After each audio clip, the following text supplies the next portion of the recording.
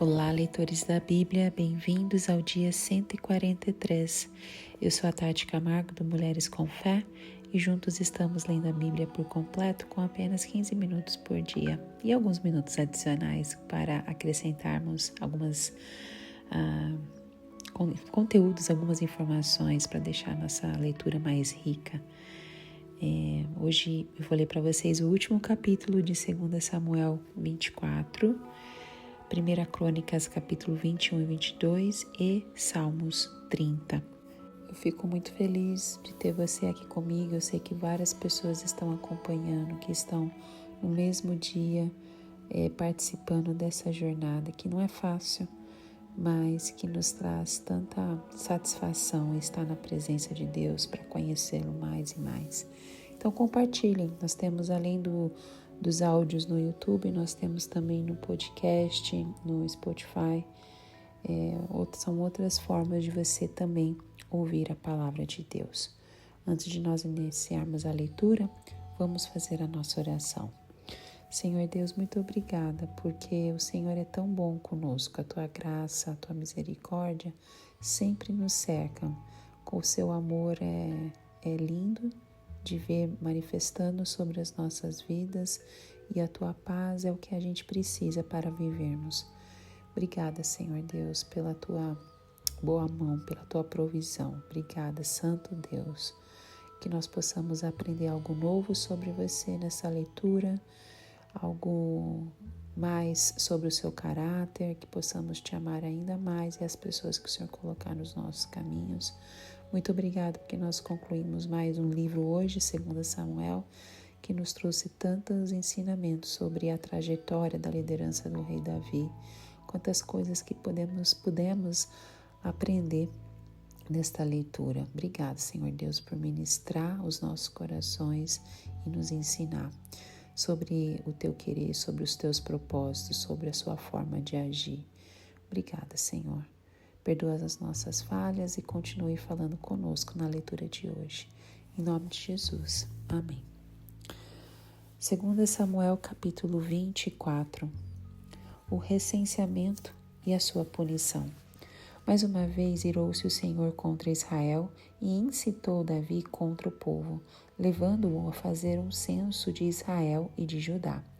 Então o rei disse a Joabe e aos outros comandantes dos exércitos: vão por todas as tribos de Israel, de Dan a Berseba, e cantem o povo, para que eu saiba quantos são. Joabe, porém, respondeu ao rei: que o Senhor, o teu Deus, multiplique o povo por 100, e que os olhos do rei, meu senhor, o vejam. Mas por que o rei, meu senhor, deseja fazer isso? Mas a palavra do rei prevaleceu sobre a de Joabe e sobre a dos comandantes do exército. Então eles saíram da presença do rei para contar o povo de Israel. E atravessando o Jordão, começaram em Aroer, ao sul da cidade, no vale. Depois foram para Gade e de lá para Jazar, Gileade e Cádiz dos Hititas. Chegaram a Dan, Jaã e às proximidades de Sidom. Dali seguiram na direção da fortaleza de Tiro e de todas as cidades dos heveus e dos cananeus. Por último foram até Berseba, de Neguebe, de Judá. Percorreram todo o país e voltaram a Jerusalém ao fim de 9 meses e 20 dias. Então Joabe apresentou ao rei o relatório do recenseamento do povo. Havia em Israel 800.000 homens habitados para o serviço militar e em Judá 500.000. Depois de contar ao povo, Davi sentiu remorso e disse ao Senhor: pequei gravemente com o que fiz. Agora, Senhor, eu imploro que perdoes o pecado do seu servo, porque cometi uma grande loucura. Levantando-se Davi pela manhã, o Senhor já tinha falado a Gade, o vidente dele: vá dizer a Davi: assim diz o Senhor, estou lhe dando 3 opções de punição. Escolha uma delas e eu a executarei contra você. Então Gade foi a Davi e lhe perguntou: o que você prefere? 3 anos de fome em sua terra, 3 meses fugindo dos seus adversários que o perseguirão, ou 3 dias de praga em sua terra? Pense bem e diga-me o que deverei responder àquele que me enviou. Davi respondeu: é grande a minha angústia. Prefiro cair nas mãos do Senhor, pois grande é a sua misericórdia, a cair nas mãos dos homens. Então o Senhor enviou uma praga sobre Israel, desde aquela manhã até a hora que tinha determinado, e morreram 70.000 homens do povo, de Dan a Berseba. Quando o anjo estendeu a mão para destruir Jerusalém, o Senhor arrependeu-se de trazer essa catástrofe e disse ao anjo destruidor: pare, já basta. Naquele momento o anjo do Senhor estava perto da eira de Araúna, o Jebuseu. Ao ver o anjo que estava matando o povo, disse Davi ao Senhor: fui eu que pequei e cometi iniquidade. Estes não passam de ovelhas. O que eles fizeram? Que o teu castigo caia sobre mim e sobre a minha família. Naquele mesmo dia, Gade foi dizer a Davi: vá e edifique um altar ao Senhor na eira de Araúna, o Jebuseu. Davi foi para lá, em obediência à ordem que Gade tinha dado em nome do Senhor. Quando Araúna viu o rei e seus soldados vindo ao encontro dele, saiu e prostrou-se perante o rei, rosto em terra, e disse: por que o meu senhor e rei veio ao seu servo? Respondeu Davi: para comprar sua eira e edificar nela um altar ao Senhor, para que cesse a praga no meio do seu povo. Araúna disse a Davi: o meu senhor e rei pode ficar com o holocausto, e o seu debulhador e o jugo dos bois para a lenha. Ó rei, eu dou tudo isso a ti. E acrescentou: que o Senhor teu Deus aceite a tua oferta. Mas o rei respondeu a Araúna: não, faço questão de pagar o preço justo. Não oferecerei ao Senhor, o meu Deus, holocaustos que não me custem nada. E comprou a eira e os bois por 50 peças de prata. Davi edificou ali um altar ao Senhor e ofereceu holocaustos e sacrifícios de comunhão. Então o Senhor aceitou as súplicas em favor da terra e terminou a praga que destruía Israel. 1 Crônicas, capítulo 21. O recenseamento e a sua punição. Satanás levantou-se contra Israel e levou Davi a fazer recenseamento do povo.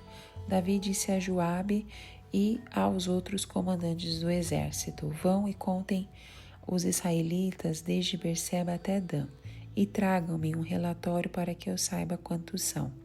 Joabe, porém, respondeu: que o Senhor multiplique o povo dele por 100, ó rei, meu senhor. Não são, porventura, todos eles súditos do meu senhor? Por que o meu senhor deseja fazer isso? Por que deveria trazer culpa sobre Israel? Mas a palavra do rei prevaleceu, de modo que Joabe partiu, percorreu todo Israel e então voltou a Jerusalém. Joabe apresentou a Davi o relatório com o número dos homens de combate. Em todo Israel havia 1.100.000 homens habitados para o serviço militar, sendo 470.000 de Judá. Mas Joabe não incluiu as tribos de Levi e de Benjamim na sua contagem, pois a ordem do rei lhe parecia absurda. Essa ordem foi reprovada por Deus e por isso ele puniu Israel. Então Davi disse a Deus: pequei gravemente com o que fiz. Agora eu te imploro que perdoes o pecado do teu servo, porque cometi uma grande loucura. O Senhor disse a Gade, o vidente de Davi: vá dizer a Davi: assim diz o Senhor, estou lhe dando 3 opções, escolha uma delas e eu a executarei contra você.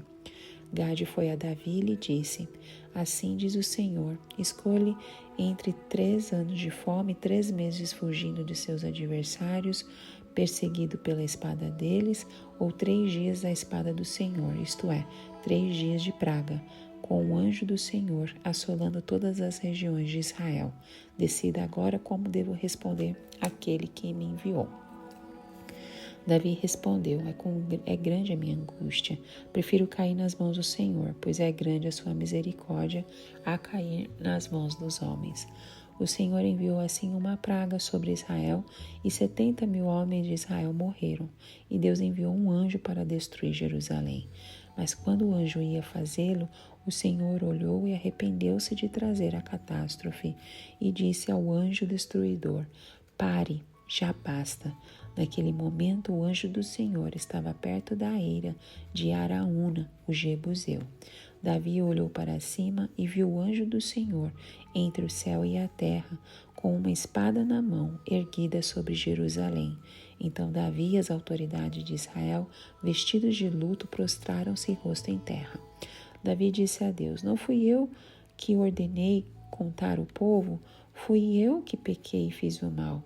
Estes não passam de ovelhas. O que eles fizeram? Ó Senhor meu Deus, que o teu castigo caia sobre mim e sobre a minha família, mas não sobre o teu povo. Depois disso, o anjo do Senhor mandou Gade dizer a Davi que construísse um altar do Senhor na eira de Araúna, o jebuseu. Davi foi para lá em obediência à palavra que Gade havia falado, em nome do Senhor. Araúna estava debulhando trigo. Virando-se, viu um anjo, e ele e seus 4 filhos que estavam com ele se esconderam. Nisso chegou Davi, e quando Araúna o viu, saiu da eira e prostrou-se diante de Davi, rosto em terra.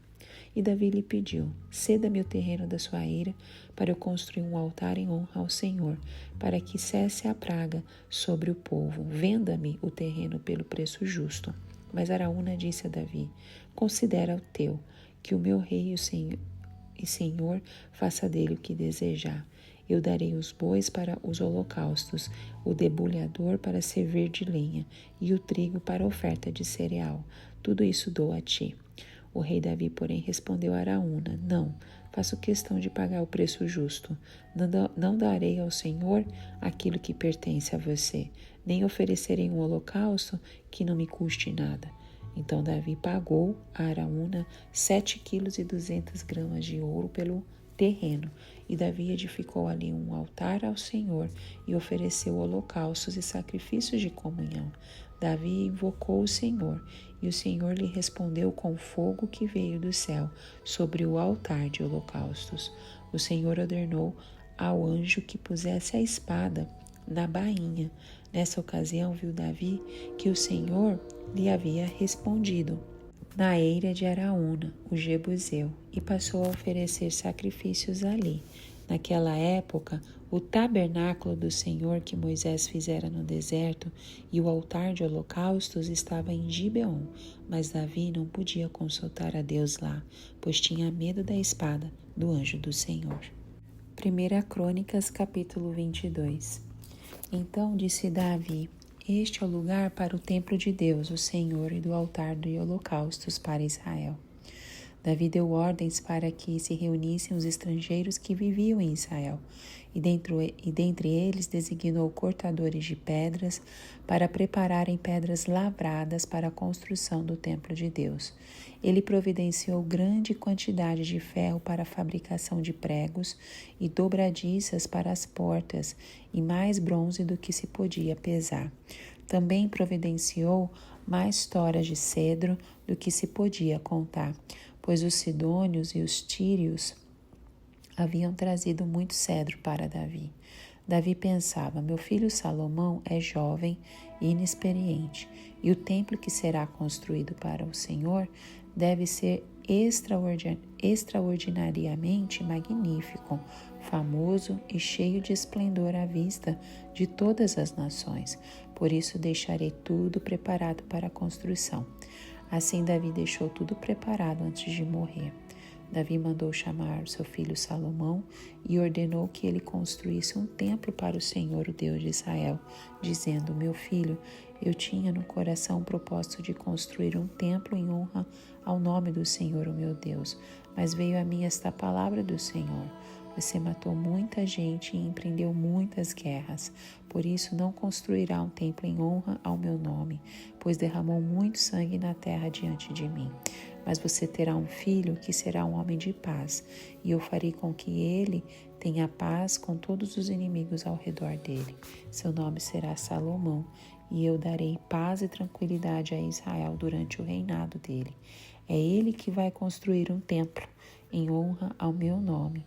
Eu serei seu pai e ele será meu filho, e eu firmarei para sempre o trono do reinado dele sobre Israel. Agora, meu filho, que o Senhor seja com você, para que você consiga construir o templo do Senhor, o seu Deus, conforme Ele disse que você faria. Que o Senhor lhe dê prudência e entendimento, para que você obedeça à lei do Senhor, o seu Deus, quando Ele o puser como líder de Israel. E você prosperará se for cuidadoso em obedecer aos decretos e às leis que o Senhor deu a Israel por meio de Moisés. Seja forte e corajoso. Não tenha medo nem se desanime. Com muito esforço, providenciei para o templo do Senhor 3.500 toneladas de ouro, 35.000 toneladas de prata e mais bronze e ferro do que se pode calcular, além de madeira e pedra. E você ainda poderá aumentar a quantidade desse material. Você tem muitos trabalhadores, cortadores de pedras, pedreiros e carpinteiros, bem como especialistas em todo tipo de trabalho em ouro, prata, bronze e ferro. Agora comece o trabalho, que o Senhor esteja com você. Então Davi ordenou a todos os líderes de Israel que ajudassem o seu filho Salomão. Disse ele: certamente o Senhor, o seu Deus, está com vocês e lhes concedeu paz, pois ele entregou os habitantes dessa terra em minhas mãos, e ela foi submetida ao Senhor e ao seu povo. Agora consagrem o coração e a alma para buscarem o Senhor, o seu Deus. Comecem a construir o santuário de Deus, o Senhor, para que vocês possam trazer a arca da aliança do Senhor e os utensílios sagrados que pertencem a Deus para dentro do templo que será construído em honra em nome do Senhor. Salmos capítulo 30. Salmo cântico para a dedicação do templo davídico. Eu te exaltarei, Senhor, pois tu me reergueste e não deixaste que os meus inimigos se divertissem à minha custa. Senhor meu Deus, a ti clamei por socorro e tu me curaste. Senhor, tiraste-me da sepultura, prestes a descer à cova, devolveste-me a vida. Cantem louvores ao Senhor vocês, os seus fiéis. Louvem o seu santo nome, pois a sua ira só dura um instante, mas o seu favor dura a vida toda. O choro pode persistir uma noite, mas de manhã irrompe a alegria. Quando me senti seguro, disse: jamais serei abalado. Senhor, com o teu favor deste-me firmeza e estabilidade, mas quando escondeste a tua face, fiquei aterrorizado. A ti, Senhor, clamei, ao Senhor pedi misericórdia. Se eu morrer, se eu descer a cova, que vantagem haverá? Acaso o pó te louvará? Proclamará a tua fidelidade? Ouve, Senhor, e tem misericórdia de mim. Senhor, sê tu meu auxílio, mudastes o meu pranto em dança, a minha veste de lamento em veste de alegria, para que o meu coração cante louvores a ti e não se cale. Senhor meu Deus, eu te darei graças para sempre. Amém. Em 2 Samuel capítulo 24, nos leva a um dos momentos mais angustiantes da vida de Davi, quando um simples censo se transforma em um desastre nacional. O que há de tão grave em contar o povo? Por que Deus permite que essa situação aconteça? E como Davi encontra redenção em meio ao caos? A história de Davi nos ensina que as maiores lições de vida costumam vir das nossas falhas. Um rei que já havia vencido gigantes e governado com sabedoria se vê agora esmagado pelo peso da sua própria escolha. A consequência? 70.000 vidas perdidas, uma praga devastadora e um altar construído com sacrifício verdadeiro. Mas há algo mais profundo aqui, como Deus usa até mesmo os nossos erros para revelar sua graça. Esse capítulo encerra 2 Samuel, mas abre um dos temas mais essenciais da fé, o custo da obediência, o peso do arrependimento e a esperança da redenção. O capítulo começa com uma declaração impactante. Mais uma vez irou-se o Senhor contra Israel e incitou Davi contra o povo, levando-o a fazer um censo de Israel e de Judá. O texto revela que Deus permitiu que Davi fosse levado a contar ao povo. Mas em 1 Crônicas 21:1, que nós vamos, que fala praticamente a mesma coisa que 2 Samuel 24, mas com alguns detalhes a mais, estabelece que Satanás foi o agente por trás dessa provocação. Esta informação está em 1 Crônicas 21, que nós lemos aqui, não em 2 Samuel. Então, tem essa informação adicional em 1 Crônicas. Essa aparente contradição nos mostra algo importante. Deus permite que certas provas ocorram para disciplinar e ensinar o seu povo, assim como aconteceu em Jó. Davi ordena que Joabe e os comandantes do exército percorram Israel e Judá para contar a população. A motivação exata do rei não é explicada no texto, nem em 2 Samuel 24 e nem em 1 Crônicas 21. Mas o fato dele desejar saber quantos eram seus soldados sugere um desejo de medir sua força militar. O problema não estava no ato de realizar um censo em si, pois Moisés já tinha feito isso no passado. Nós vimos lá no livro de Números. O erro de Davi estava na confiança que ele depositava em seus números, em vez de confiar no Senhor para sua proteção e vitória. Joabe percebe o perigo e questiona Davi lá no versículo 3. Mas por que o rei, meu senhor, deseja fazer isso?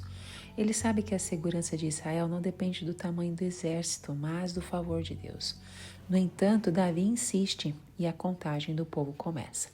Durante 9 meses e 20 dias, os oficiais percorrem a terra, registrando os números. Quando terminam, trazem o relatório ao rei. Havia em Israel 800 mil homens habitados para o serviço militar e em Judá 500 mil. O que parecia ser uma demonstração de poder logo se torna uma armadilha para Davi. Esse episódio nos ensina que o orgulho e a autossuficiência pode nos afastar da dependência de Deus. Quando confiamos mais nos nossos recursos do que no Senhor, corremos o risco de cair em pecado.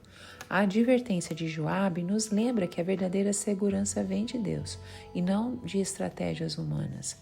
Quantas vezes buscamos garantias no que podemos medir e controlar, em vez de descansar na soberania do Pai? Após receber o relatório do censo, Davi percebe a gravidade do que fez.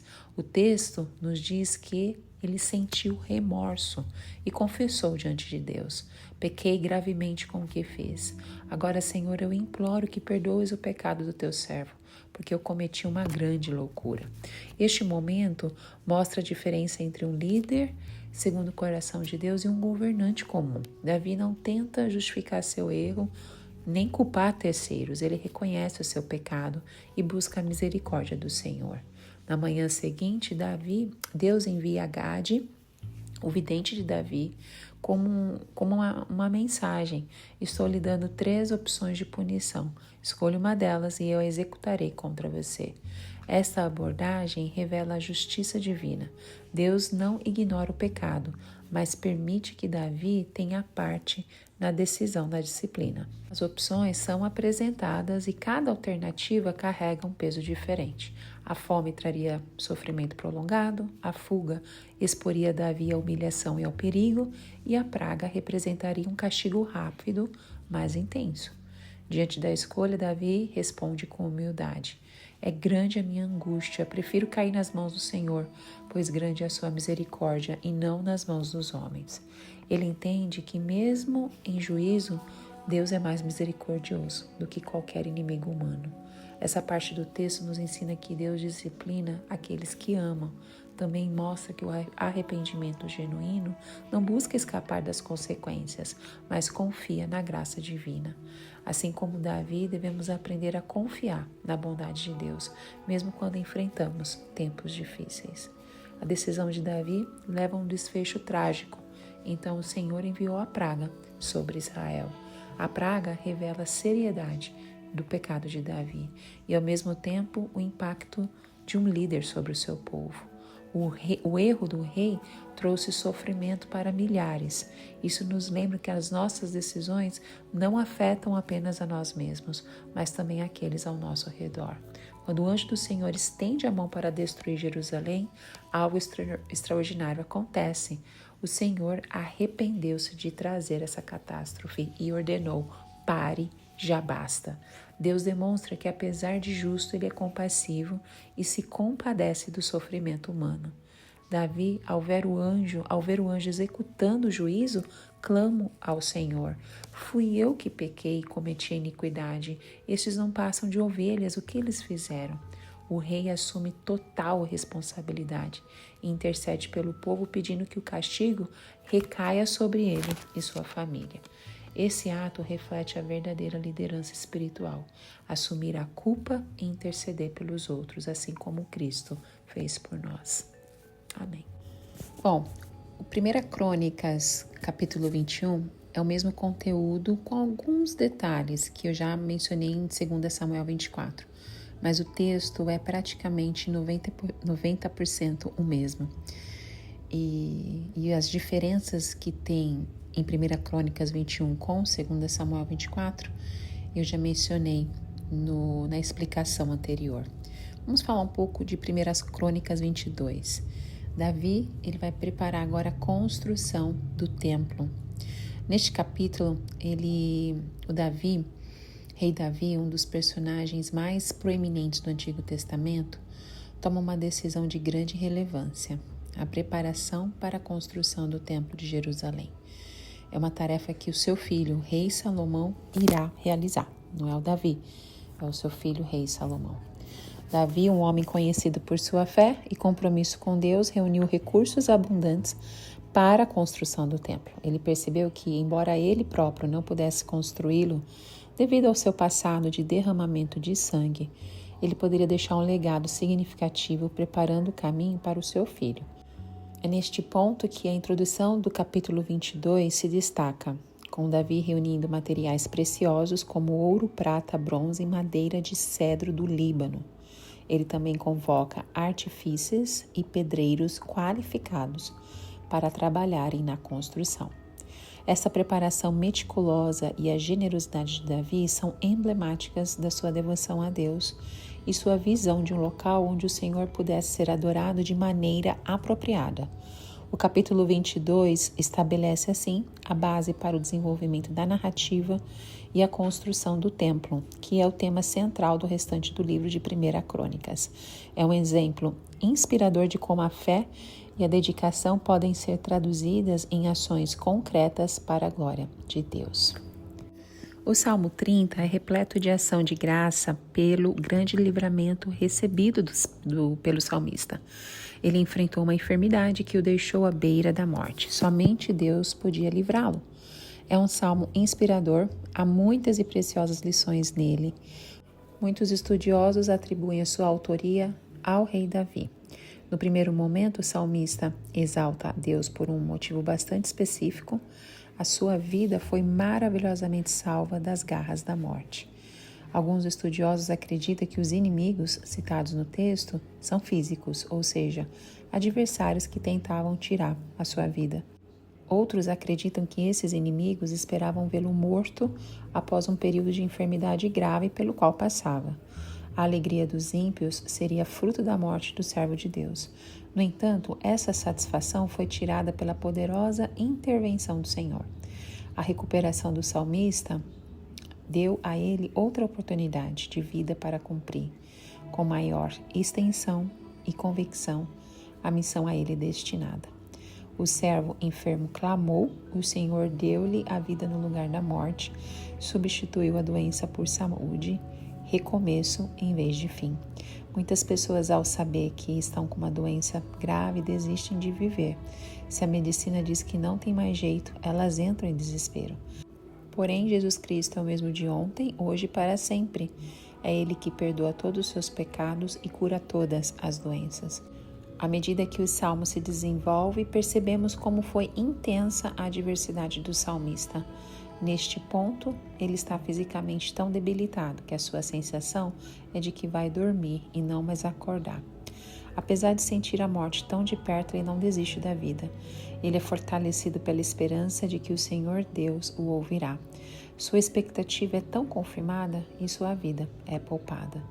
O salmista, agora curado, consagra um culto de gratidão ao Senhor. Esta sessão é um convite à adoração.